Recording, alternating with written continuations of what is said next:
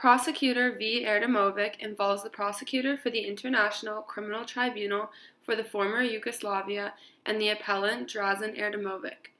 Erdemovic was previously sentenced to 10 years in prison for crimes against humanity by the tribunal for his role in the Bosnian army during the Bosnian War, which caused the death of thousands of innocent civilians.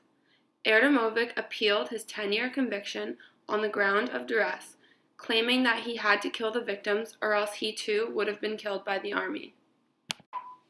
The issue examined in this case is whether or not duress is a complete defense in international law to the killing of innocent people. A complete defense has the ability to nullify an entire charge or conviction in favor of the defendant. The case of Prosecutor v. Erdemovic explores the application of other sources of law to this international case involving the defense of duress. This case fits in the category of other sources of law because the defense of duress is supported in national law by some states, but is not entitled to the status of customary international law. The majority came to the conclusion that duress is not a complete defense in international law for the killing of innocent people. The appellant Erdemovic claims duress should be transferable from national law to international criminal proceedings. However, this cannot be the case, as such proceedings are substantially different from national ones.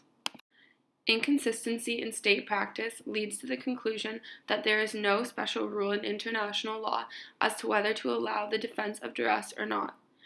Erdemovic's defense of duress relies on prior cases that have accepted duress in situations where the accused faced death themselves for not killing a victim who is likely to be killed, regardless if the accused killed them or not.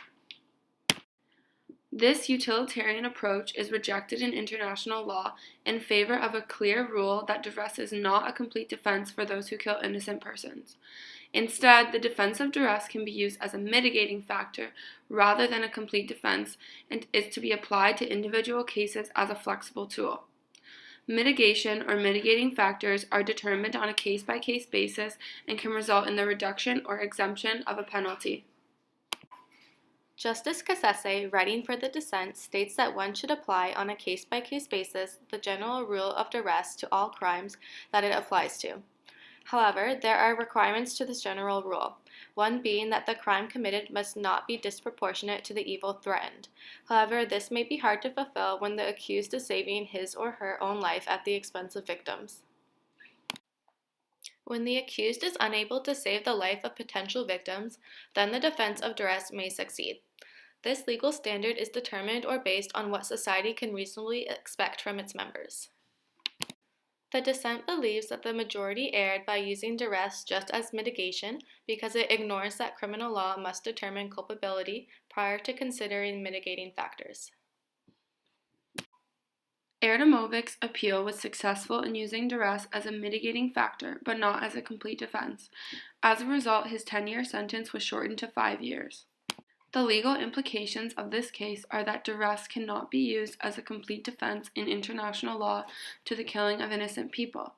However, it can be used as a mitigating factor when determining a punishment. In this specific case, duress as a mitigating factor served Erdemovic better than an all-or-nothing defense of duress.